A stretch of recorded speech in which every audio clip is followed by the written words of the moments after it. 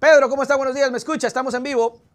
Hola, buenos días, Nelson. Un gusto estar con usted. Un gusto para mí también tenerlo acá, poder conversar, poder palpar, poder sentir lo que todas las voces, todas nos pueden decir de lo que pasa en la política, porque nosotros somos extremadamente ignorantes de muchas situaciones. Por eso ustedes, las voces calificadas, son los que nos ayudan a entender.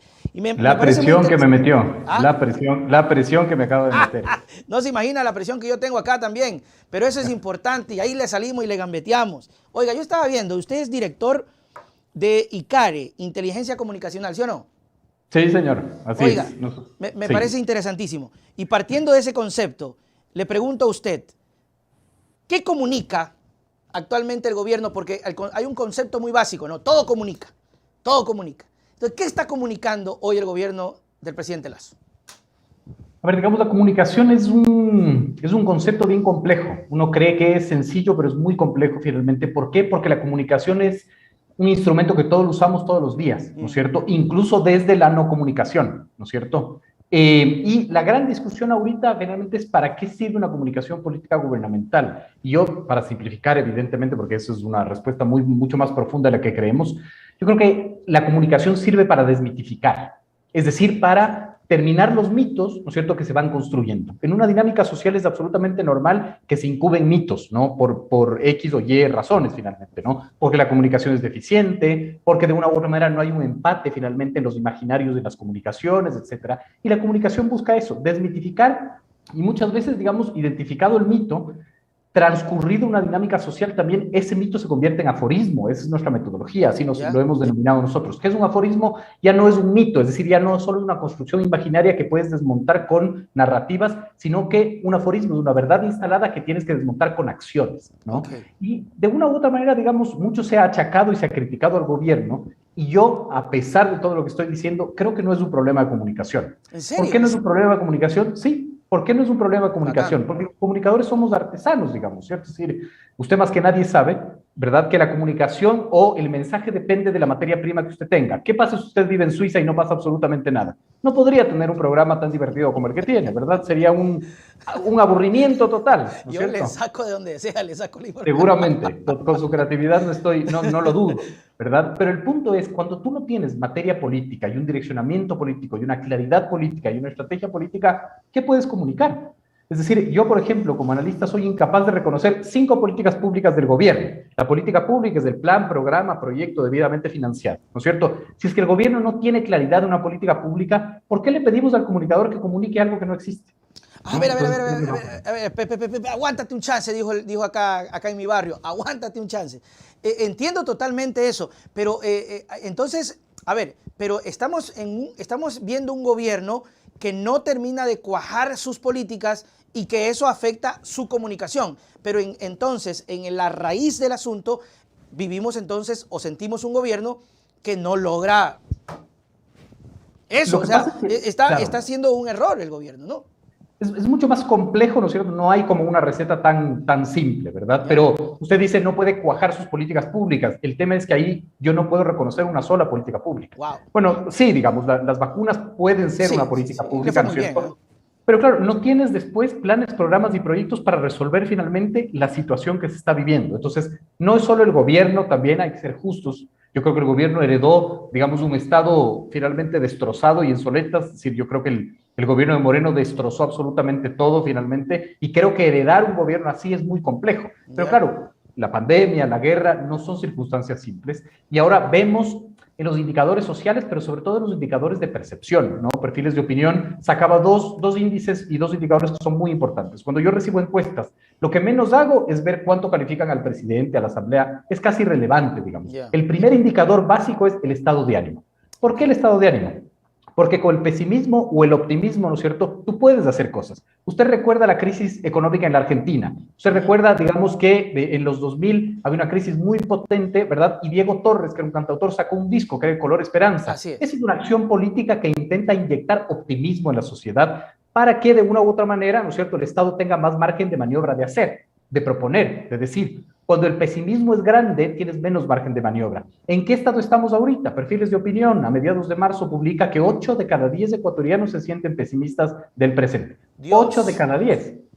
Y esa no es, digamos, lo más preocupante. La ecuación hay que anexarle otro elemento, que es la desconfianza en el Estado. Perfiles de opinión dice, solo 13.5 de encuestados creen en el Estado. ¿Por qué esto es grave finalmente?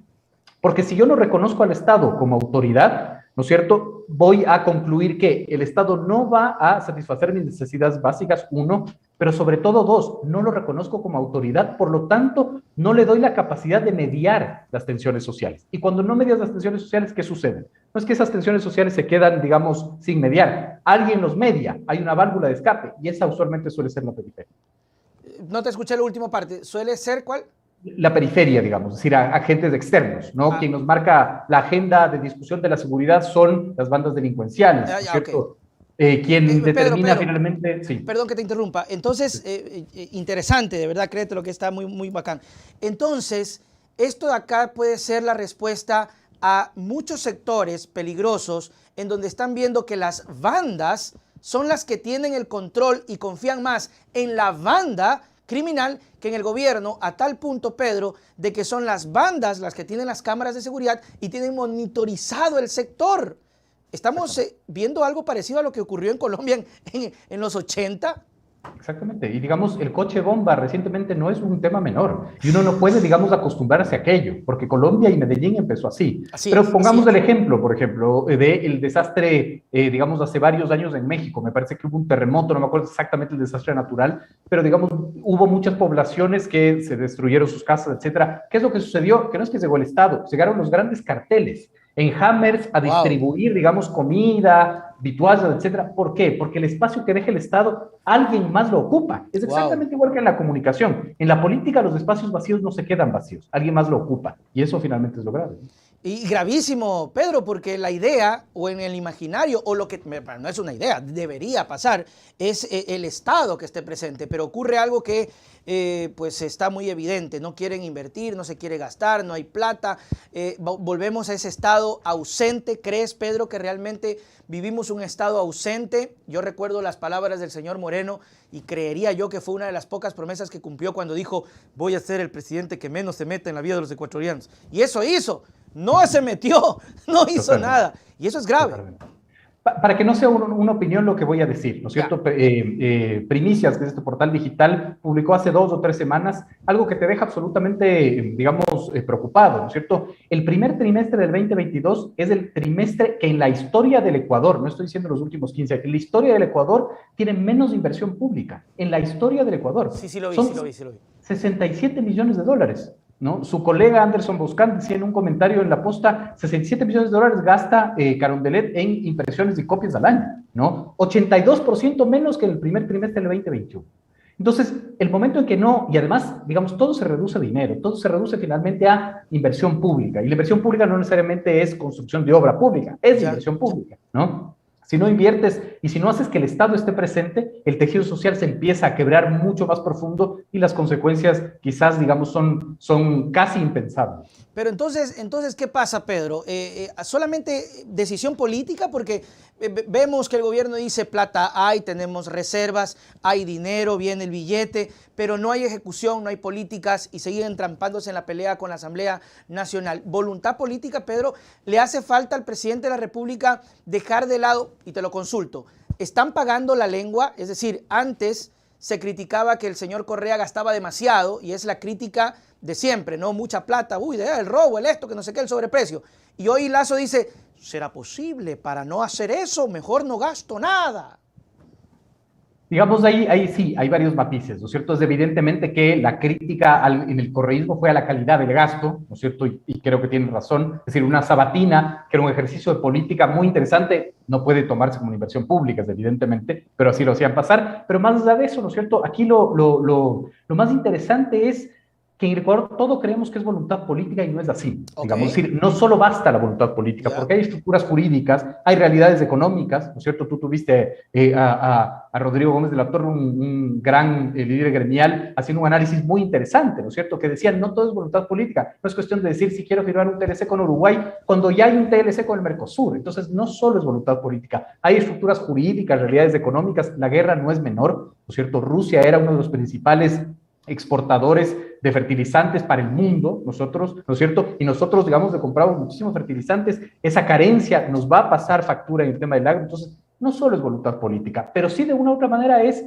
entender que el gobierno, al no tener identidad clara, ¿no es cierto?, le cuesta mucho aplicar una ejecución política. Entonces, cuando a mí me preguntan Guillermo Lasso, les pregunto, ¿cuál Guillermo Lasso? ¿El de primera vuelta, el de segunda vuelta o el que gobierna? Porque son 3 Guillermos Lazos, ¿no es cierto? Y nosotros en el gabinete estratégico que yo dirijo, construimos un medidor muy interesante de gobernabilidad versus votos, casi a 2 semanas, 3 semanas de la segunda vuelta, y veíamos cómo mientras más aumentaban finalmente los votos para Lasso o la intención de voto, se reducía su margen de gobernabilidad, porque el problema es, digamos, ofrecer tanto, ¿verdad?, para poder cumplir tanto. Ahora, el tema de voluntad política sin duda es importante, no es absolutamente todo, pero es importante. Entonces tú ves una narrativa del gobierno que dice es que la asamblea me bloquea porque no me ha aprobado ninguna ley. Tú, digamos, en este país estamos 70 días sin reglamento a la ley de tránsito. ¿Y quién es competente de emitir el reglamento de la ley de tránsito? El Ejecutivo. 70 días. No se puede aplicar la reforma de la ley de tránsito porque el Ejecutivo no ha dictado el reglamento de la ley de tránsito. Entonces, finalmente, ¿es la Asamblea la que está boicoteando? No, es una inercia del Estado en no resolver los problemas de la ciudadanía que nos va a pasar factura. Créetelo, mi querido Pedro, que... y entonces, ¿por qué? ¿Por qué si peleas tanto? Si estás 13 años, creo que 15, y creo que hay que valorarlo, sinceramente, el tema de Lasso, de haber estado ahí, friega, y quiero ser presidente, lo valoro, sinceramente, lo valoro porque hay que tener agallas, carácter, plata para hacer eso. Logra por fin el concepto de ser presidente y ahora porque no termina, no teniendo el control. ¿Crees tú que, Pedro, le hace falta también una dosis de popularidad y no quiere invertir en eso? No quiere invertir en su imagen, no quiere invertir en un tema musical, en una canción, en una campaña de imagen. No creo que es comunicación, como le decía, ¿no es cierto? Creo que, a ver, son varias, y ni siquiera yo puedo decir razones, porque son hipótesis las que podemos construir, ¿verdad? Porque no hay nada peor que decir, que creer que disfrazar, digamos, a la opinión de análisis. Pero si hacemos el análisis, yo creo que hay 3 cosas que son fundamentales de entender. Primero, no hay información. Es decir, no es menor que este país no tenga un censo poblacional, ¿no? Y usted me va a decir, ¿qué tiene que ver eso finalmente? Los censos poblacionales se hacen cada 10 años, pero además, en un país post-pandemia, donde no sabemos cómo está la organización geopolítica y digamos, establecida la nueva organización geográfica, es decir, hay más migración sierra-costa, hay más migración urbano-rural, rural-urbano, es decir, ¿cómo estamos en el Ecuador? ¿Cómo uno puede gobernar un país que desconoce? Es increíble, digamos, ¿no? Y esa para mí debió haber sido el primer proyecto que debió implementar Lasso. El segundo punto, además de que no hay información, es el tema de el no entendimiento de los procesos. Yo siempre repito esto como lora y siempre ya me critican porque eso es lo único que dices.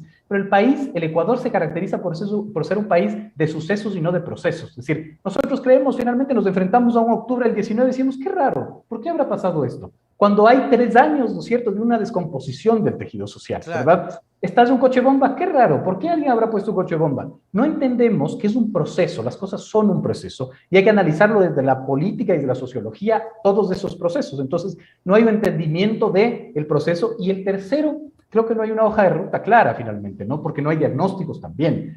Cuando yo digo diagnósticos, además yo he criticado mucho al gobierno porque me parece que sobrediagnostica todo, pero sobrediagnostica desde el sesgo de la confirmación, que es el sesgo finalmente del wishful thinking, de lo que yo creo que sucede, ¿no? Mark Twain tenía una frase muy linda que decía, lo que nos mete en problemas no es lo que desconocemos, es lo que creemos que sucede, pero en verdad no sucede, ¿no? ¿Ya? Y este país, digamos, tiene la incapacidad de tener profundos análisis de lo que pasa, ¿no? Somos un país de esponja, se chupa lo que pasa, ¿no? No debatimos, no procesamos, no maduramos, no entendemos y no sacamos conclusiones. Entonces, yo creo que el problema del gobierno va mucho más allá de la comunicación. Ojalá fuera un problema de comunicación, porque por último estableces una buena estrategia de comunicación, pero es un problema de varias aristas finalmente, ¿no? Establecido además por una coyuntura que no facilita, que es bastante compleja. Y si no es comunicación, ¿cómo levantamos el ánimo de esos 8 de cada 10 ecuatorianos que está con pesimismo? Esa es la clave. Digamos, hay que tener una inyección de optimismo y aquí recordemos del 2021. En abril del 2021, Sedatus publicaba una encuesta que a mí me provocó las ganas de investigar. Investigué mucho y no encontré parangón similar, ¿no es cierto? Es decir, con Moreno, el pesimismo llegó a 9 de cada 10. Eso era inédito en la historia del país. Digamos, la única referencia que tenías era 8 de cada 10 pesimistas a finales de los 90 con la crisis financiera. Es decir, digamos, con Moreno el pesimismo, digamos, creció brutalmente. En agosto, la misma encuestadora, post-Lazo, ¿no es cierto? Y post, digamos, esta discusión de las vacunas, etcétera, redujo el pesimismo de manera interesante a 4 de cada 10. Es decir, hubo una reducción del pesimismo muy importante, ¿no? Bacán. No sé si consciente o inconsciente, pero lo logró.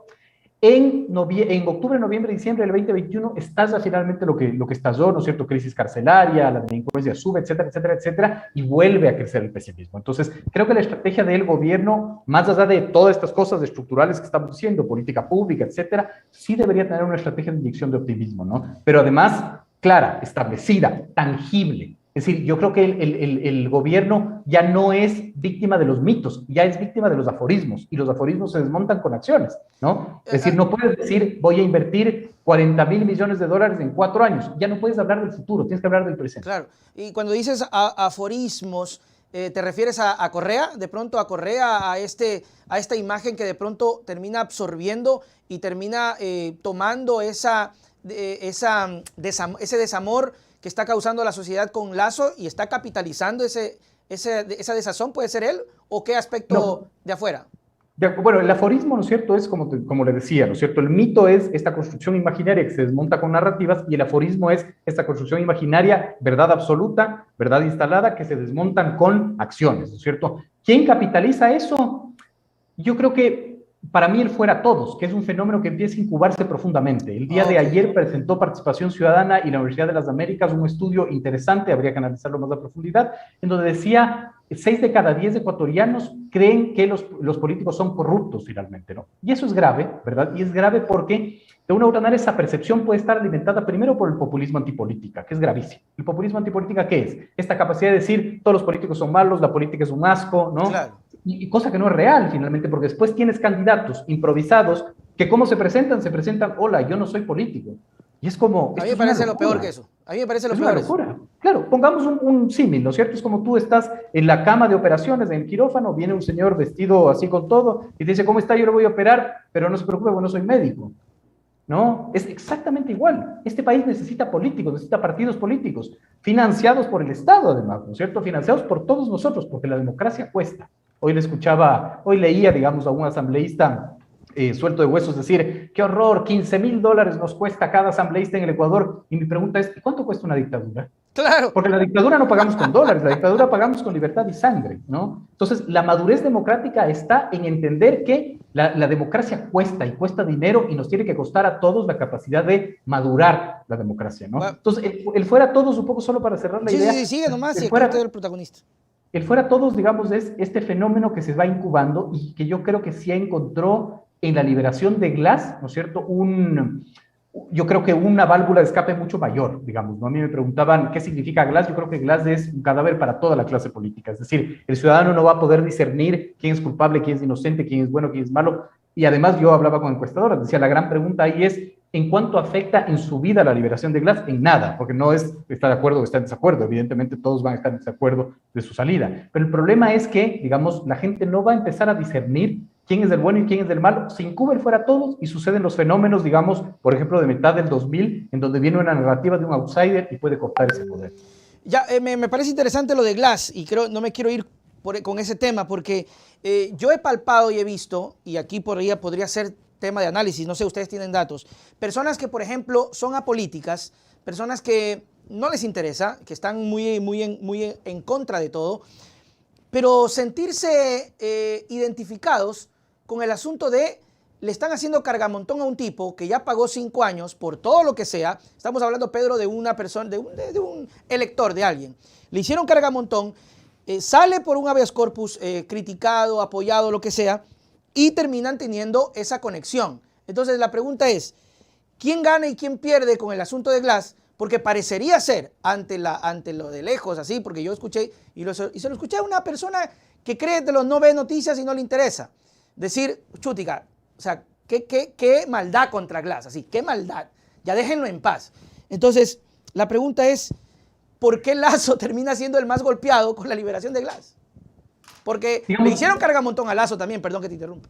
Sí, sí, claro. A ver, hay que ver así, hay que ver cifras, ¿no? No me gusta, digamos, hablar sin cifras. Estoy esperando los resultados de las encuestas para un poco analizar cuál es el fenómeno Glass, ¿no es cierto? Pero si nos adelantamos, yo no creo que las personas vayan a tener la capacidad de eh, ver así en detalle, ¿no? Es decir, o puedes emitir ese criterio, no puedes decir qué terrible el señor, que le han hecho cargamontón, o puedes decir qué corrupto, cómo le Ajá, sueltan, pero digamos, no está en la narrativa que te dicen, sino en la sensación que provoca, ¿no? ajá. Entonces, esta sigue siendo acciones que van fomentando esta desazón, porque más allá de que el señor Glass no salga o salga, yo señor taxista, yo señor plomero, yo señor albañil, yo tengo que comer mañana Así y es, no tengo totalmente de acuerdo. trabajo y Totalmente de tengo acuerdo. miedo de salir y subirme a un bus. Es decir, Totalmente de va acuerdo. más allá de la discusión de los políticos, ¿no es Ujú, cierto? En donde esta discusión se queda en esa esfera, ¿verdad? Y lo único que hace es, yo escuché que salió Glass, que si es bueno o malo no me importa, bueno, yo estoy harto de todos, que se ujú, vayan todos finalmente, ¿no? Que es un fenómeno que no es nuevo en el Ecuador. Lucio Gutiérrez llegó capitalizando de así cierta es. manera fuera a todos y después Rafael Correa Correa también, ¿no? también, claro. Correa fue uno fue el resultado de pues una época terrible y vino pues y arrasa con todo, dijo en todas las elecciones y todo lo que se empieza a hablar del señor Correa. No me quiero ir sin decirte y preguntarte lo que le dije, no recuerdo a quién analista. ¿Por qué el señor Rafael Correa sigue siendo el centro del universo de la política ecuatoriana? Porque no tenemos madurez política, porque creemos que el clivaje en el Ecuador sigue siendo correísmo anticorreísmo y ese es un clivaje mentiroso. Y es Ujú. un clivaje finalmente absolutamente epidérmico además. Un poco lo que hablabas con Rodrigo, el verdadero clivaje en el Ecuador son los clivajes que desde que somos república siguen existiendo. El clivaje Sierra Costa, por ejemplo, sigue existiendo en este Es país. El terrible, es terrible. clivaje Qué pena. importadores-exportadores, por ejemplo. El clivaje empleados, trabajadores, por ejemplo, Ujú. ¿no? El clivaje ambientalistas pesqueros, que lo estamos viendo ahora. Es decir, esos son los clivajes que en verdad manejan la dinámica sociopolítica. El clivaje correísmo-anticorreísmo, digamos, es un clivaje mentiroso, finalmente epidérmico, que solo sirve para que nosotros, los analistas, podamos discutir cosas, ¿no? Y el problema es que no tenemos la suficiente madurez para superar ese clivaje en absolutamente todo. Entonces yo decía, por ejemplo, Liberación de Glass va a ser el filtro que explique absolutamente todo, ¿no? Es decir, pierde la selección, es que liberaron a Glass. Gana la selección, es que liberaron a Claro. Glass, ¿no? Es decir, un absurdo porque reducimos los debates y hacemos un análisis reduccionista que a quien lastima finalmente a la sociedad. Claro que sí. El fuera todo, me interesa mucho el fuera todo, ese concepto que tú dices. Me interesa, ¿sabes por qué? Porque, a ver, ¿quién capitaliza eso? Y me interesa saber qué podría ser el que capitaliza eso y cuál es la delgada línea de quien lo capitaliza en convertirse en el siguiente caudillo. De acuerdo. Que yo creo que es el mal menor, digamos. Es decir, Ya. cuando a mí me decían, es que es terrible porque el fuera todos lo capitaliza un outsider, ¿verdad? Y se instala en el poder y hace y deshace. Yo creo que ese es el mal menor. A mí mi gran preocupación finalmente del fuera todos es lo que te decía, es decir, que marque finalmente la periferia y la periferia sea la que resuelva los problemas sociales, es decir, las bandas delincuenciales, por ejemplo, ¿no es cierto? Es decir, o que la justicia por mano propia empiece a hacer la dinámica Ok. finalmente de cómo lo resuelve. Eso es lo grave. Ahora, ¿quién puede capitalizar? Digamos, yo creo que un proyecto en construcción, que aún no sabemos quién es, que pueda ir trabajando finalmente en liberarse de este peso de la política, ¿no? Entonces, si tú pones, digamos, sobre la mesa, ningún elemento es nuevo. Es decir, incluso hasta Javier Herbas con la Izquierda Democrática ya pasó a ser, o podríamos decir que pasó a ser, ¿no es cierto?, ya parte de la vieja política. ¿En qué sustento lo que estoy diciendo? Pero qué En rápido pasó cifras, eso, Pedro. es que sucede finalmente cuando no tienes además claridad política, porque vemos que además la izquierda democrática juega siempre al futuro, nunca juega al presente. Está pensando en Herbas presidente y no se puede autocontrolar, no puede autogobernar, no sabe si votar a favor del gobierno, en contra del gobierno, dice que es amigo, pero después dice que no es amigo. ¿Por qué? Porque piensa en el 2025, no piensa finalmente en el 2022, ¿no es cierto? Chuti. Veíamos, solo para dar cifras, para que esto no suene como una opinión, en encuesta de ¿No te gusta dar market. opiniones, Pedro? No, porque soy analista, digamos, ¿no? Es decir, yo no creo que la opinión aporta, lo que aporta es el análisis Yo para sí puedo que hablar nomás. Sí, sí, claro, evidentemente, para que los televidentes con puedan sacar las responsabilidad, por eso conclusiones, estás tú, ¿no? ñañito. Pero déjame ir a las cifras de Ya, Market, ok, ¿no es cierto? ok. Market preguntó a los consultados, ¿no es cierto? En esta disputa entre Guillermo Lazo y Javier Herbas, ¿a quién cree? ¿No es cierto? ¿Qué sé yo?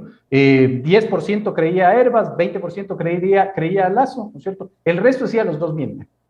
Esa es la incubación del fuera todos. Yo ya no creo en nadie finalmente, ¿no? Y eso hace que los nuevos políticos ya pasen a ser viejos políticos. Pero el que capitaliza el voto duro termina ganando si es que nadie capitaliza el fuera todo. Totalmente. Si es que nadie ¿Eh? capitaliza el fuera todos, se fracciona además del voto, ¿no es Claro. cierto? Y ahí vienes, digamos, Y ve sí, con mi alguien que puede compañerito. ser viejo. No, totalmente de acuerdo. Y ahí está el compañerito. Y ve. Y los manes Totalmente. siguen para afuera. Pedro, de verdad, te voy a hacer la misma pregunta que le hice a nuestro amigo anterior, a Rodrigo. ¿Crees tú que llegando a este año, y con esto finalizamos, ¿crees tú que llegando a este primer año del presidente Lasso tiene chance de mejorar, de recular? Sí, sí, creo que sí, digamos, yo creo que es absolutamente necesario que el Estado empiece a resolver los indicadores sociales. Es decir, no puede ser que sigamos con estos indicadores sociales en donde demuestran que el tejido social está absolutamente quebrado, ¿no? Diario La Hora, me parece que era, publicaba que en el 2021, ¿no es cierto?, la recepción de niños, niñas y adolescentes en casas de acogida provocado por el COVID subió en 102%. 102%, ¿no es cierto? Es decir, es una cosa brutal, ¿no? Los índices de delincuencia, los índices de pobreza, pobreza extrema, es decir, el Estado tiene que estar presente finalmente y no Totalmente. puede ausentarse de resolver esos problemas. Si Así lo es. hace, yo creo que, digamos, podrá reconstruir finalmente el tejido social e inyectar mucho optimismo, que es lo que falta. Ojalá, ojalá que así sea. Pedro, muchísimas gracias por habernos acompañado. Esperemos tenerte en otra ocasión. Con todo gusto, Nelson. Un Chao, abrazo. chao.